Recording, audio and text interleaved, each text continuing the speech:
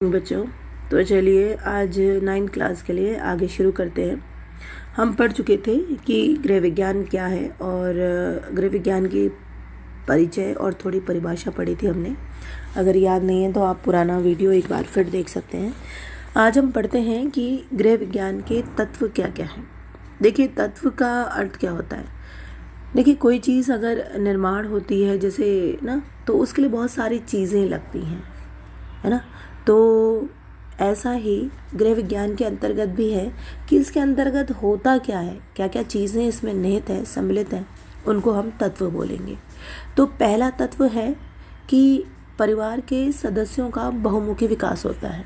देखिए, गृह विज्ञान का अध्ययन एक ऐसा अध्ययन है कि उसे बालिकाओं के लिए, अब तो कहीं कहीं जगह बालकों के लिए भी वैकल्पिक विषय के रूप में दिया जा रहा है। और उसका एक मेन कारण यही है कि इस गृह विज्ञान को पढ़ने से कल को घर में या फिर करियर के क्षेत्र में तो आप इस गृह विज्ञान को एक विषय के रूप में ले सकते हैं, लेकिन यदि आप घर के रूप में देखें तो अच्छे संस्कार, बजट बनाना, नियोजन करना, बहुत सारी चीज़ें जो आप आगे पढ़ेंगे इस गृह विज्ञान के विषय में सम्मिलित हैं। और इस गृह विज्ञान विषय को पढ़ने वाले कल जो छात्र छात्राएं हैं, भविष्य में आगे जाकर अपनी जब जीवन की शुरुआत करते हैं, तब आपको इस गृह विज्ञान विषय से जो सारी शिक्षा मिली है वो आप अपने परिवार के सदस्यों, अपने बच्चों, अपने माता पिता पर अप्लाई कर सकते हैं, इम्प्लीमेंट कर सकते हैं। और इससे सभी सदस्यों का बहुमुखी विकास हो सकता है, ठीक है ना, यदि आप अच्छे से इम्प्लीमेंट करते हैं उसको। तो नियोजन का अर्थ है प्लानिंग। किसी भी चीज़ को अगर हम प्लान करके चलेंगे, प्लान मतलब योजना बना के चलेंगे कि भाई अगर हमने कहा कि हमें सुबह स्कूल जाना है 7 बजे, तो हमें कितने बजे उठना पड़ेगा? 5 बजे उठना पड़ेगा। 5 बजे उठना पड़ेगा, या फिर अगर हम घर का भी काम करते हैं तो और जल्दी 4 बजे उठना पड़ेगा। उठकर हमें नहाना धोना, फिर उसके बाद घर के काम करना, फिर अपने बैग को व्यवस्थित करना, फिर समय से पूर्व पहुंचने के लिए आपके घर की जितनी दूरी है आधा घंटा 1 घंटा पहले घर से निकलना भी पड़ेगा स्कूल पहुंचने के लिए। तो आप ये सारी चीज़ें क्या करते हैं? प्लानिंग करते हैं। यदि आप किसी चीज़ की प्लानिंग कर लेते हैं तो वो चीज़ ज़्यादा आसान हो जाती है, क्योंकि आपको पता है कि इस स्टेप के बाद अगला स्टेप क्या करना है। तो इस गृह विज्ञान के विषय में ये भी एक महत्वपूर्ण चीज़ है, योजना बनाना।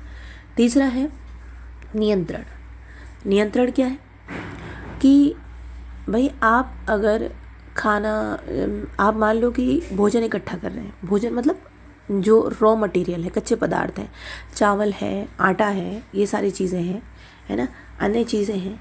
अगर आप जो आटा है वो ज़रूरत से ज़्यादा इकट्ठा कर लेंगे, मतलब जितना आपके पास डब्बा है या कंटेनर है या और चीज़ें हैं उससे ज़्यादा इकट्ठा कर लेंगे, तो अगर आप सोचते हैं कि नहीं यार मैं ऐसा करूं कि 1-1.5 साल या 2 साल या 3 साल 4 साल के लिए आटा इकट्ठा कर लूं, तो क्या ये संभव है? नहीं संभव है। या अगर आप सोचें कि मैं टमाटर लेके आऊं और टमाटर को मैं खुले में रख के पूरे 1 साल के लिए इकट्ठा करके रख लूँ, तो क्या ये संभव है? नहीं संभव है। तो ये जो नियंत्रण है कि भाई मुझे कौन सी चीज़ कब तक रखनी है, ये खाने के संदर्भ में ही लागू नहीं होती है, और चीज़ों में भी लागू होती है, परवरिश में लागू होती है, बच्चों की देखरेख में, पालन पोषण में लागू होती है। तो ये जो नियंत्रण है, कंट्रोल करना कि आप किसी भी परिस्थिति को, किसी भी चीज़ को, घटना को कैसे कंट्रोल करेंगे, तो ये नियंत्रण भी इस विषय के अंतर्गत ही हम सीखेंगे, ठीक है। इसके अलावा लास्ट है मूल्यांकन। देखिए, जो रिज़ल्ट है वो बहुत ज़रूरी चीज़ है, मूल्यांकन होना बहुत ज़रूरी है। यदि आप लोग को, जैसे आप 9 क्लास में पढ़ रहे हैं, 9 क्लास पढ़ने के बाद लास्ट में मार्च में बिना एग्ज़ाम दिए आपको, अगर मैं 10th में, मैं नहीं मतलब अगर विद्यालय आपको 10th में भेज दे तो क्या होगा? तो ये होगा कि आप में से किसी एक को पता ही नहीं चलेगा कि यार आप में से सबसे ज़्यादा इंटेलिजेंट कौन है, आप में से किसकी कॉपी लिखने में चूक हुई, किसने कॉपी अच्छी लिखी, किसने कॉपी अच्छी नहीं लिखी। तो ये जो कंपटीशन है, ये जो एक मूल्यांकन है, रिज़ल्ट है, वो रह जाएगा। यदि आप खाना खाएं और खाना खाते समय खाना अच्छा बना है या बुरा बना है वो एक अलग चीज़ है, पर खाना खाते समय आपको मज़ा ना आए, मतलब मज़ा का मीन्स आपका पेट ना भरे, आपको ये हो कि यार इसमें नमक ही नहीं डला, उसमें नमक ज़्यादा डल गया। तो ये जो चीज़ें हैं ये है मूल्यांकन, लास्ट रिज़ल्ट। जब तक मूल्यांकन नहीं होगा तो किसी भी विषय का आपको लास्ट जो वो ठीक है या नहीं ठीक है नहीं पता चलेगा, ठीक है ना। तो मूल्यांकन होना बहुत ज़रूरी है। अब हम पढ़ते हैं कि गृह विज्ञान की प्रकृति क्या है। देखिए, गृह विज्ञान एक कला के रूप में भी जाना जाता है और विज्ञान के रूप में भी जाना जाता है। देखिए, कला का संबंध हर उस हम चीज़ से लगा सकते हैं, जैसे कि मान लीजिए कि आप अपने गले में माला पहनते हैं, उस माला की कोई उपयोगिता नहीं है ना। माला पहनने से ऐसा नहीं है कि आपके गले में क्या कहते हैं बाकी जो थायराइड है, जो अंदर अंतःस्रावी ग्रंथियां हैं या और चीज़ें, वो सब कुछ ठीक हो जाएंगी या सही तरीके से चलने लगेंगी या आपकी आवाज़ मधुर हो जाएगी। लेकिन उस माला को लगाने से आपका क्या होगा, आपका जो पूरा शरीर है, वो जो गला है वो कैसा लगने लगेगा, सुंदर दिखने लगेगा। तो गृह विज्ञान एक कला है, लेकिन साइंस भी है, हम विज्ञान भी मान रहे हैं, उसे हम गृह विज्ञान कह रहे हैं। तो विज्ञान हम इसलिए कह रहे हैं क्योंकि वो तर्कों पर आधारित है। विज्ञान ये नहीं देखता कि भाई गले में माला है वो सुंदर लग रही है, लेकिन वो पूछेगा कि क्यों सुंदर लग रही है, क्योंकि आगे देखने वाला आपको देख रहा है कि माला में इस प्रकार के डिज़ाइन बने हैं, वो आपके शरीर में इस प्रकार से लगे हुए हैं कि वो सूट कर रहे हैं। तो विज्ञान आपसे तर्क मांगता है। अगर पानी उबला तो उबलने के बाद क्या हुआ, भाई उसका क्वथनांक बढ़ा या गलनांक बढ़ा, है ना, कौन से टेम्परेचर पे वो गर्म हुआ। तो जो ये विज्ञान है वो आपसे सवाल पूछता है, तर्क मांगता है। तो ये जो हमारा गृह विज्ञान है, यहाँ पर भी हम बहुत सारे टॉपिक्स ऐसे लेंगे, नियोजन, बजट और मूल्यांकन, जिसमें हम कह सकते हैं कि इसे हम गृह विज्ञान के रूप में भी जोड़ सकते हैं, जब हम सारे तर्कों के सवालों के जवाब दे सकते हैं। तो गृह विज्ञान को हम कला के रूप में भी पढ़ेंगे, जहाँ हम सजना संवरना, है ना, लोगों की रुचियों का ख्याल करना, अच्छे से खाना परोसना, बनाना, ये सब चीज़ों का ध्यान रखेंगे।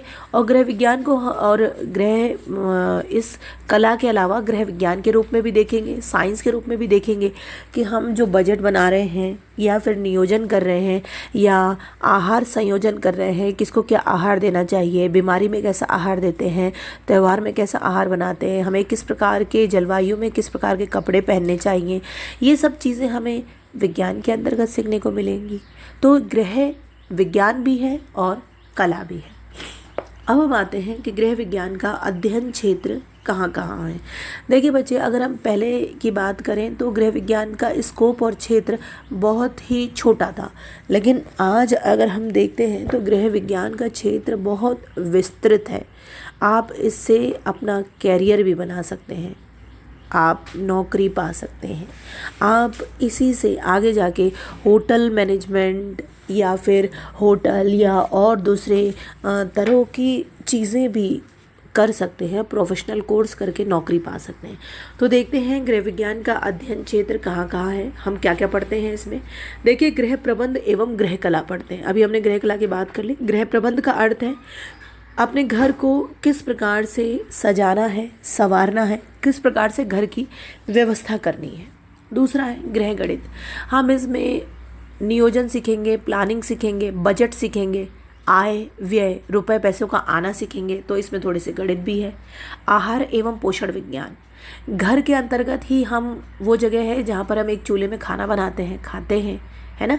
तो इसके अंतर्गत कैसे खाने चाहिए, बीमारी में कैसे खाने चाहिए, बर्थडे में कैसे खाने चाहिए, नॉर्मल दिनों में कैसे खाने चाहिए, कितना पोषण तत्व खाना चाहिए, तो ये सब हम इस गृह विज्ञान के अंतर्गत पढ़ेंगे। प्राथमिक चिकित्सा एवं गृह परिचर्या। थोड़ा सा चाय पी लो, रुक जाओ, मुंह सूख जाता है ना बच्चों, पीना पड़ता है बीच बीच में। चलिए आगे करते हैं। तो प्राथमिक चिकित्सा एवं गृह परिचर्या। देखिए, घर में रहते हुए छोटी मोटी चोटें बहुत सी लगती रहती हैं। जो लोग किचन में काम करते हैं उन्हें पता है कि जरा सा आपने काटा एक सब्जी और खट्टे से आपके अंगूठे में वो लग गया, चाकू लग गया, बहुत सारी चीज़ें होती हैं। पराठा हम बना रहे हैं तवे में, खट से उसके धुएं से जल गए, या फिर गरम तवे में हाथ पड़ गया तो जल गए। ये चीज़ें आम होती हैं, है ना, आम होती हैं। और तो इन चीज़ों को हम कैसे कर सकते हैं कि डॉक्टर के पास दौड़ेंगे, भाई हमारा थोड़ा सा उंगली कट गया तो हम डॉक्टर के पास दौड़ेंगे कि भैया ये हमारा कट गया है, नहीं। हम वहीं पर अपनी चिकित्सा करेंगे। कैसे? पहले तो उस खून को दबाकर रोकेंगे, फिर उसके बाद उसको साफ़ पानी से धोएंगे, फिर उसको सेवलॉन से धोएंगे, फिर उसमें हम क्या करेंगे, छोटी चोट है तो बैंडेज बांध देंगे, हैंडीप्लास्ट जो आती है। और अगर बड़ी चोट है तो फिर हम उसमें बेटनोवेट या सल्फ़र कोई वो लगाकर उसमें हम छोटी सी पट्टी बांध देंगे। अगर उससे ज़्यादा कॉम्प्लिकेटेड है तो ये सब करने के बाद, पट्टी या बैंडेज लगाने के बाद, हम डॉक्टर से सलाह लेने जाएंगे अगर उससे ज़्यादा परेशानी है तो ये सब चीज़ें किसके अंतर्गत आती हैं? प्राथमिक चिकित्सा एवं गृह परिचर्या के अंतर्गत आती हैं। एक शिशु का पालन पोषण कैसे होगा, शिशु को हम किस प्रकार से पालन पोषण करेंगे, देखिए ये तो हम स्वाभाविक रूप से सीख जाते हैं ना। तो ये सब चीज़ें भी हम उस गृह विज्ञान के अंतर्गत ही पढ़ेंगे। बाल विकास तथा पारिवारिक संबंध, देखिए घर जो होता है वो किससे होता है? परिवार के सदस्यों से। परिवार के सदस्यों में एक बड़ा सदस्य होता है, छोटे बच्चे होते हैं, है ना। तो बाल विकास, छोटे बच्चों का किस प्रकार से विकास होगा, उनको क्या क्या चाहिए, परिवार के बीच आपसी संबंध कैसा होगा, हम ये भी गृह विज्ञान के अंतर्गत पढ़ेंगे। शरीर विज्ञान एवं स्वास्थ्य रक्षा, हम जो खाना खा रहे हैं, जो योजना कर रहे हैं, परिवार के सदस्यों की बात कर रहे हैं, वो सब हैं तो ह्यूमन बीइंग ना, एक एक मनुष्य है ना, एक एक शरीर है ना। तो उस शरीर की क्या शारीरिक क्रियाएं हैं, शरीर का क्या क्या विज्ञान है, श्वसन तंत्र, पाचन क्रिया, ये सब चीज़ें भी हम गृह विज्ञान के अंतर्गत पढ़ेंगे। इसके अलावा बैक्टीरिया विज्ञान, वस्त्र विज्ञान, मातृकला, शिशु कल्याण, इन चीज़ों को भी हम गृह विज्ञान के अंतर्गत ही पढ़ेंगे। ठीक है, तो ये वाला। अच्छा, अब हम देखते हैं लास्ट हम एक और पढ़ लेते हैं। ये हमारा ये पहला चैप्टर ख़त्म हो जाएगा कि गृह विज्ञान का उद्देश्य एवं महत्व क्या है। हमने इतनी सारी बात कर ली, गृह विज्ञान का परिचय दे दिया, परिभाषाएं पढ़ ली। हम पढ़ क्यों रहे हैं इस गृह विज्ञान को, होता क्या है इस गृह विज्ञान से? तो वही उद्देश्य है, वही आवश्यकता है, वही लाभ है। देखिए, समय आदि की बचत में सहायक होता है। जब आप गृह विज्ञान विषय पढ़ लेते हैं पूरा, 9 में, 10 में, 11 में, 12 में, आगे भी गृह विज्ञान विषय लेते हैं, तो देखिए आप घर के काम करते हुए, कुशलता पूर्वक करते हुए आप समय आदि को बचा सकते हैं। कैसे बचा सकते हैं? जैसे कि हमारे इसमें एक आहार संरक्षण या भोजन संरक्षण पाठ भी आएगा, जिसमें ये बताया जाएगा कि आप कौन कौन से भोजन हैं जो शीघ्र नष्ट हो सकते हैं या देर में नष्ट होते हैं। तो आप जो शीघ्र नष्ट होते हैं उनको थोड़ा संग्रहित करेंगे, और जो देर में नष्ट होते हैं भोजन, उनको थोड़ा ज़्यादा संग्रहित करेंगे। जैसे चावल आप 10 किलो संग्रहण कर सकते हैं, 20 किलो कर सकते हैं। लेकिन यदि हम अगर आपसे कहेंगे कि टमाटर, आलू, प्याज, तो ज़्यादा से ज़्यादा 1 किलो, 2 किलो, 4 किलो, है ना। और उसको आपको हफ्ते 2 हफ्ते के अंदर, 15 दिन के अंदर ख़त्म करना होता है ना। तो ये आपको कहाँ से मिलेगा? ये आपको गृह विज्ञान के अंतर्गत मिलेगा। अगर आप एक बार में सिर्फ 2 टमाटर बाज़ार से लाते हैं तो इससे क्या आपका समय बचेगा? नहीं बचेगा। लेकिन यदि आप एक बार में 1 किलो या 2 किलो टमाटर घर में लेकर आते हैं तो आपका समय बचेगा। आज आपने सब्ज़ी बनाई, अपने पास से ही 2 टमाटर लिए, काट के डाल दिया।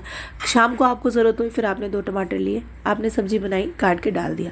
तो इससे क्या हो रहा है? आपका समय बच रहा है। वो जो बाज़ार जाने का जो समय है वो बच रहा है। ठीक है। दूसरा है स्वास्थ्य एवं शरीर संबंधी ज्ञान अर्जित करने में सहायक। हम यहाँ पर बहुत सारे स्वास्थ्य के अंतर्गत बहुत सारी चीज़ें, शरीर के अंतर्गत भी बात करेंगे, विषय पढ़ेंगे। तो इससे हमें ये भी लाभ होता है कि हम शरीर के लिए, स्वास्थ्य के लिए बहुत सारी नई नई जानकारियाँ भी प्राप्त कर लेते हैं। आहार एवं पोषण संबंधी ज्ञान अर्जित करने में सहायक। हम यहाँ पर आहार से संबंधित 3 या 4 टॉपिक्स पढ़ेंगे, विषय अध्ययन क्षेत्र में पाठ पढ़ेंगे। तो उसके अंतर्गत हमें ज्ञात होगा कि हमें किस प्रकार का आहार ग्रहण करना चाहिए, कौन से आहार में, कौन से भोजन में कितने पोषक तत्व प्राप्त होते हैं हमें, और उन पोषक तत्वों से हमारे शरीर का क्या नुकसान होगा या लाभ होगा। ये सब हम इस गृह विज्ञान के अंतर्गत ही पढ़ेंगे। चौथा है मातृकला एवं शिशु कल्याण का भी ज्ञान अर्जित करने में सहायक। यहाँ पर हम बाल विकास, शैशवावस्था, शिशु के पालन पोषण के संबंध में और माता के संबंध में सब कुछ पढ़ेंगे, है ना। तो ये भी हमें उससे लाभ मिलेगा। 5वां है आर्थिक नियोजन सीखने में सहायक। आर्थिक का अर्थ है रुपए पैसे का, नियोजन का अर्थ है प्लानिंग। तो आय व्यय से संबंधित भी हम इसमें जानकारी प्राप्त करेंगे कि रुपए आएंगे तो आप उनको खर्च कैसे करेंगे। आप नहीं, एक जो घर की गृहिणी होगी और जो घर के मुखिया होंगे वो कैसे खर्चे को कैसे घर से खर्च करेंगे, कैसे व्यवस्थित करेंगे, सब चीज़ों को मिलाएंगे। उसी में पढ़ना है, खाना खाना है, दूसरे समाज के नियमों को पालन करना है। तो ये सब चीज़ें हम इस गृह विज्ञान विषय के अंतर्गत ही सीखेंगे। 6वां है क्रय विक्रय एवं बचत का ज्ञान अर्जित करने में सहायक। देखिए, खर्च करना, पैसे कमा कर लाना, इसके अलावा तीसरी चीज़ है बचत करना, सेविंग करना। भाई ऐसे दिनों के लिए जब हमारे पास, जैसे अभी लॉकडाउन ही चल रहा है, तो अभी हम लोग कमाने के लिए नहीं जा पा रहे हैं, कुछ काम करने के लिए नहीं जा पा रहे हैं।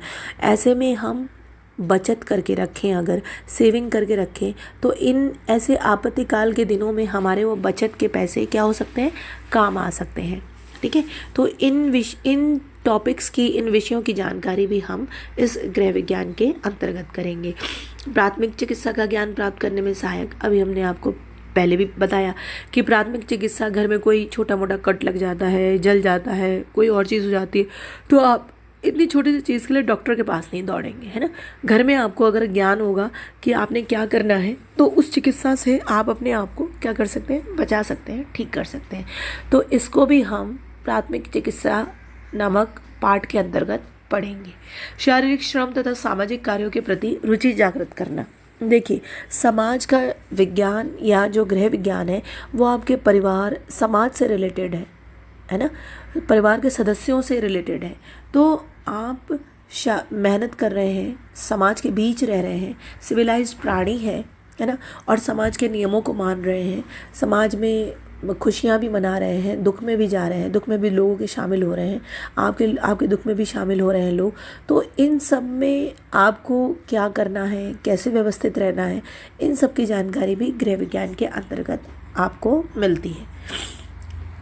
9वां है वस्त्रों को तैयार करने तथा रखरखाव के ज्ञान की प्राप्ति। वस्त्रों के संबंध में भी कैसे धोना है, कैसे दाग निकालना है, हम क्या कर सकते हैं, इसकी जानकारी भी आपको गृह विज्ञान के अंतर्गत मिलेगी। गृह विज्ञान का व्यावसायिक महत्व, व्यावसायिक मतलब प्रोफेशनल महत्व। गृह विज्ञान से आप अपना कैरियर बना सकते हैं। कैरियर मैंने पहले भी आपको डिस्कस किया था, जैसे कि आप होम साइंस के टीचर बन सकते हैं, जैसे कि आप फूड इंस्पेक्टर बन सकते हैं, कहीं पर गृह विज्ञान के अंतर्गत आप होटल मैनेजमेंट में जा सकते हैं, शेफ़ बन सकते हैं। ठीक है ना, बहुत सारी चीज़ें हैं जो इस गृह विज्ञान के अंतर्गत निकलती हैं, क्षेत्र निकलते हैं। और 11वां क्या है, सबसे महत्वपूर्ण, परिवार के सभी सदस्यों के लिए महत्वपूर्ण है। देखिए, ये विषय भले आप पढ़ रहे हैं, है ना, या आपके घर में कोई भी नहीं पढ़ रहा है, लेकिन इस विषय का आपके घर परिवार के लिए बहुत ज़्यादा महत्व है। जब आप ये 9th क्लास के हाफिली एग्ज़ाम दे रहे होंगे, तब इस क्वेश्चन का जवाब आप स्वयं दे सकते हैं, क्योंकि आप इतनी सारी चीज़ें पढ़ चुके होंगे, है ना। सदस्यों का कैसे ख्याल रखना है, उनकी रुचि का कैसे ख्याल रखना है, घर में खाना कैसे बनेगा, प्लानिंग कैसे करेंगे, आय व्यय का हिसाब कैसे रखेंगे, बजट कैसे बनाएंगे, पोषक तत्व क्या होते हैं, आहार क्या होते हैं, पोषक तत्व क्या होते हैं, संतुलित भोजन क्या है, इन सारी चीज़ों का जब आप मतलब समझ पाएंगे, अर्थ जान पाएंगे, तो आप अपने परिवार के सदस्यों का